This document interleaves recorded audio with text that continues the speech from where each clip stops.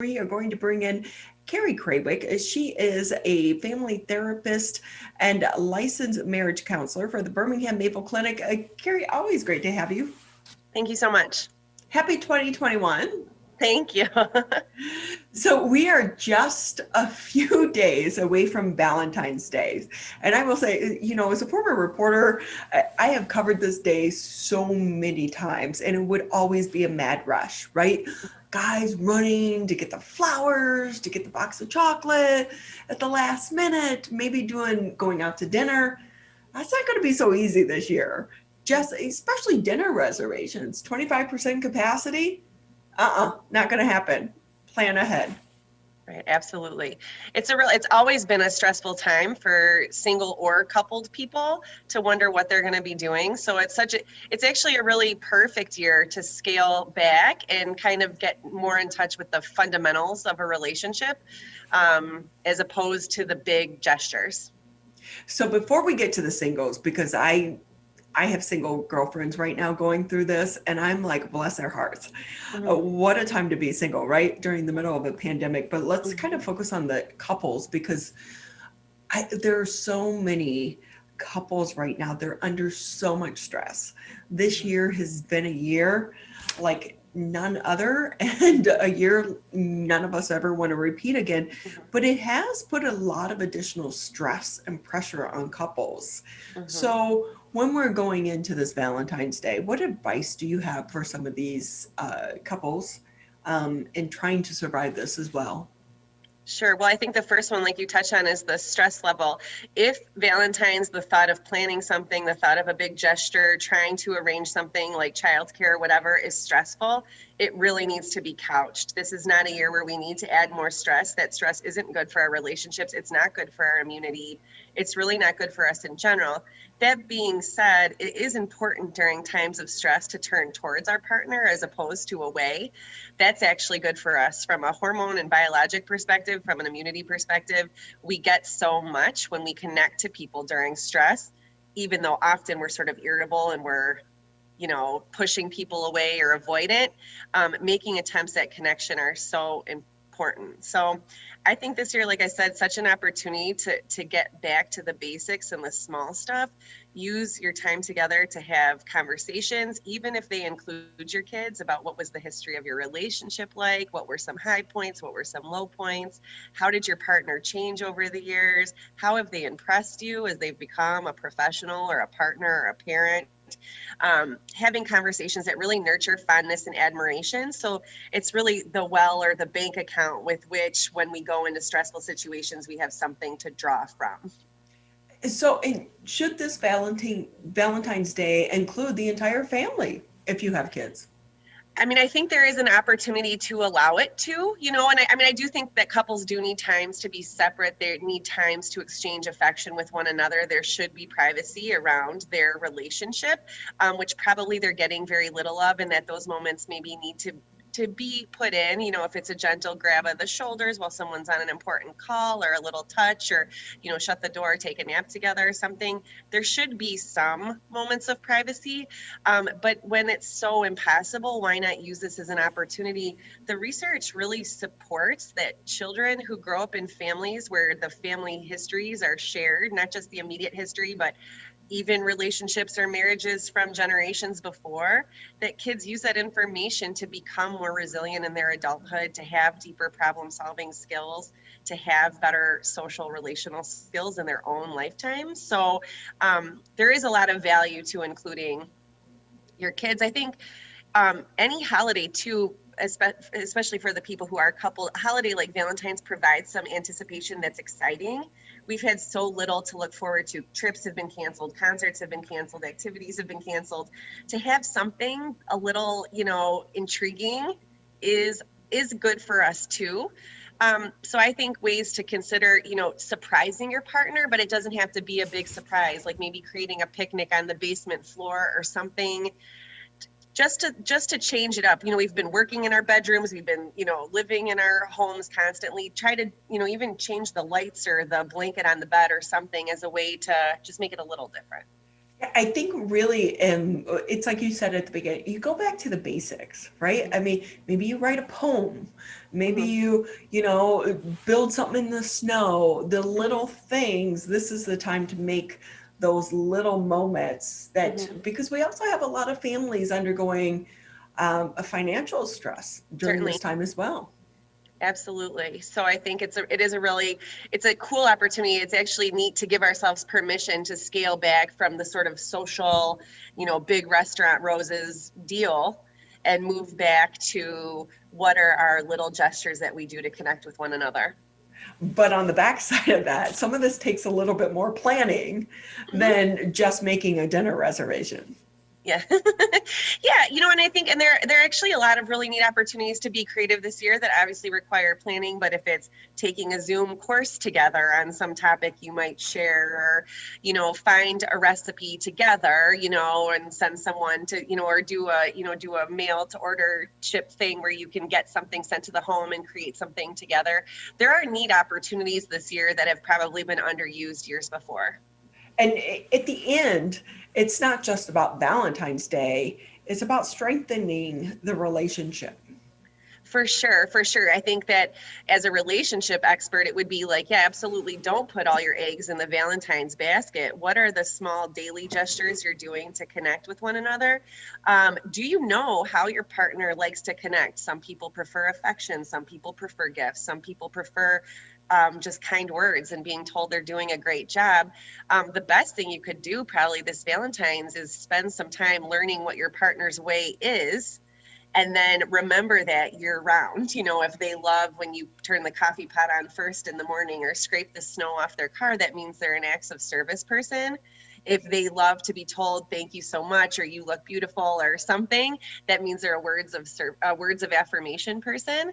There's also quality time, gifts, physical touch, and so to really tailor your behaviors to the way that your partner feels it as opposed to the way you like to give it is going to give you the most bang for your buck. That is really good advice right there. Because as you were saying that, I was kind of making a mental checklist.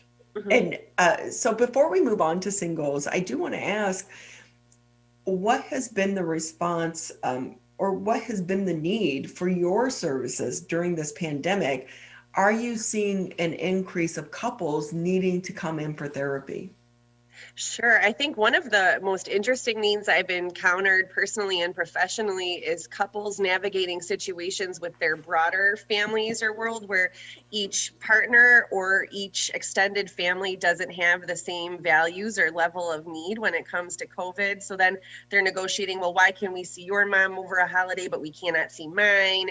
Why do we do this activity, but not this? And there's a lot of conflict and feelings of unfairness or wanting, one wants our children to experience swim lessons and then the other has anxiety or concerns about the safety of it or the consequences and couples really negotiating more intricate problems than they ever have had before. An important point because everyone has a different level of comfort when it comes to COVID. Mm-hmm. In our household, my husband does not like people to come into our house. So I'm Mm-hmm. like, with my girlfriends, when you come over, you have to be outside. Yeah. You cannot come Yeah. in to use the bathroom. So go before you come. And, his views are different than my views, Mm-hmm. but you have to work through those and respect those as well. And but then on top of that, you put this crazy political time that we've been in on top of COVID. So are Mm-hmm. you seeing that so many of these social issues as well has added to the stress of couples?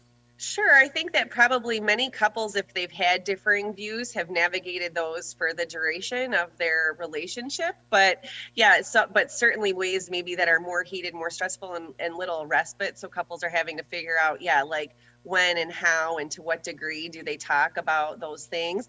I think often couples maybe share similar views, but again, it's the extended family where it's, either your parents or my parents differ or something like that, or in where it becomes an issue with extended family. And then it's like, well, how do we respectfully behave or what boundaries do we put around our values versus, someone, say, for example, a different generation of the family or whatever.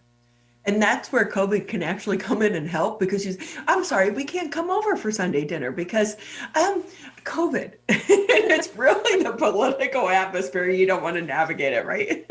Yes. So with that, we have to jump in and talk about singles Mhm. during this time.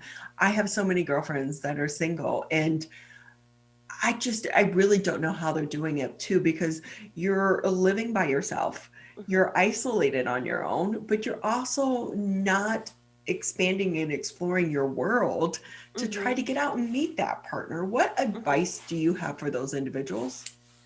Well, I think, like you said, for so many, it's like at least just the awareness that there are other people in your boat. I think, like you said, those people who feel alone feel very alone. They feel very stuck. They feel very depressed. They feel like it's a wasted year, if you will, like where maybe they had fantasies of meeting someone or hopefulness, and it just feels like it was a complete standstill. And for them, is very disappointing, especially people who feel compelled to make certain markers by certain time. Like I'd like to do this by X age or this by X age. They feel so set back, um, and really scared about their future because they also don't know, like, when do those misses get caught up.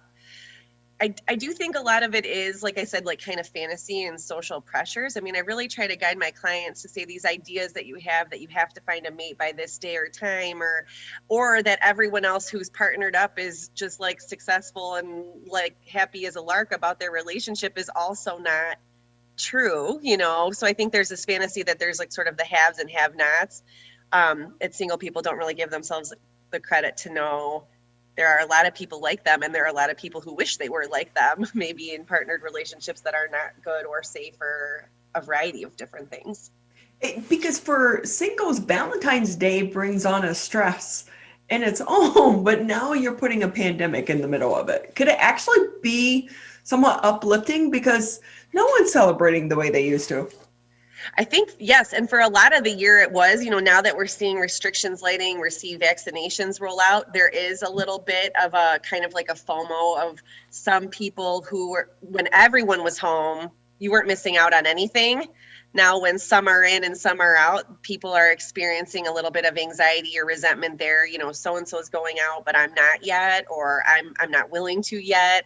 So then that puts a little bit of distance or anxiety between them and their peers, which can cause problems. I mean, I think for new, like, newly dating early in the relationship, this COVID thing has really changed the game. I mean, you're asking people deeply personal, intimate questions early on in dating. Who are you seeing? Where are you going? Who have you been with? That stuff doesn't always come up on day one of a date or even beforehand. So with that, Carrie, I have to ask, are you seeing more people come into your clinic needing help because of the stress of this? And it's not just about finding that life partner and the clock ticking. It's also about the isolation that's playing into this. Sure. I mean, I'm certainly seeing my clients, maybe not necessarily new ones, but existing clients having these feelings of concern. And maybe perhaps, there are people who have been historically treated for anxiety and depression, but this certainly felt like a setback where if they were anxious, they're more anxious, right? If they were depressed, they're more depressed because even the healthy things they could do to alleviate those fears or alleviate that hopelessness isn't there. So it's hard to see, like, okay, well, this is what we would normally recommend, and during COVID we're sort of limited and able to do that.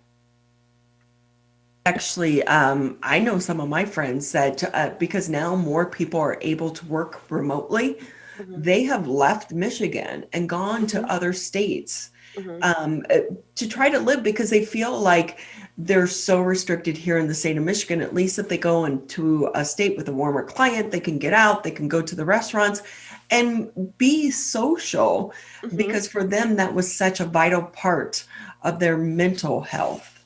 For sure. There's so many benefits that we lack. I mean, we gain them in the summer with the ability to be outdoors and things like that. On the positive side for singles or people who are, in the kind of the dating game, I do feel like COVID has afforded the opportunity to try new things, to not do just the regular go to a bar and meet someone, add alcohol. It complicates things. Instead, they have to be a little bit more creative, a little generate and show really their own interest and personality. Can we go snowshoeing? Do you want to take a bike ride? Do you take a Peloton class? Let's take the same one at the same time. Ways to be kind of interesting and sort of share parts of yourself without that kind of shield of the normal social cover of, going out, getting ready, and putting your best face forward. So is it socially acceptable for singles to ask for a negative COVID test before they go on a date with someone? Yeah, I mean, I would say that's pretty dicey in my opinion. That's a pretty forward ask early on. You're developing intimacy and vulnerability, and that's a pretty big, risk. But at the same time, I do think there is going to be a population of people that are going to gain comfort having difficult conversations. You addressed even the political stuff. Like, I mean, I met my husband when we were 19. Politics was not on the forefront of our mind when we were dating, and even now 19-year-olds probably have it very much on the forefront of their minds. And so people are having different, more complicated, more intense conversations, probably for the better and worse. So I would say also stay away from some of that stuff, and I think for singles who are single and alone and not interested or dating right now in this time, is use this time to find out what are your interests, what are your non-negotiables, what are some things you'd like to explore and grow and develop, and then meet someone once you feel able and comfortable to say, hey, this is what I really like. Yeah, so I'm thinking about Tinder right now. Swipe right, swipe left. Now it's going to be, I think just even going forward, it's going to be about the vaccine for all of us, right? They're developing that app that's going to be, hey, I've had the vaccine. So it's going to be, hey, baby, I think you're cute. Can you show me that you've had the vaccine? Put it as part of their profile pictures. Right. This next year is going to be very interesting for singles, but we hope they survive, but also couples. It's been a very stressful year for them. Carrie, it's always great talking to you. Anything else that or advice you want to offer before we let you go? Yeah, sure. I mean, I think if you have the opportunity this year and you do know a single person that's alone, they are at exceptional high risk this year for depression and anxiety. Feel comfortable to check in with someone if you think, how are you doing? Do you want to do something? If you have a plan with your own mate, but you can, meet a girlfriend for brunch or something, do something to include those people that you may be worried are exceptionally isolated or, feeling kind of shamed about being alone on that particular day. That is such a good point to make because, Valentine's Day is on a Sunday right now. A lot of guys, or at least my guy, doesn't like to get up before noon. So that's usually I do yoga and then go to brunch with my girlfriends. Mm-hmm. Sometimes that turns into like 3 or 4 hours, but still, by the time we get home, then we can celebrate Valentine's Day, but you could celebrate it with your friends as well. Because at the end of the day, Valentine's Day is about love, and we love our friends and we love our family as well. Absolutely. And don't let your friends, although I wonder how this conversation goes with guys. Like my girlfriends, I'm like, oh, I love you, let's go to brunch. Guys don't do that. No. No, but there are so many opportunities to connect with people. And even like we said about relationships, reflect with your friends about the strengths of your friendship. What's your friendship been through? What are the high points? What are the low points? What is it about your friend that keeps her dear to you or him or whatever? Like there is an opportunity, like I said, more to just show love, but also get back to those fundamentals, build someone up and let them know how important they are. Exactly.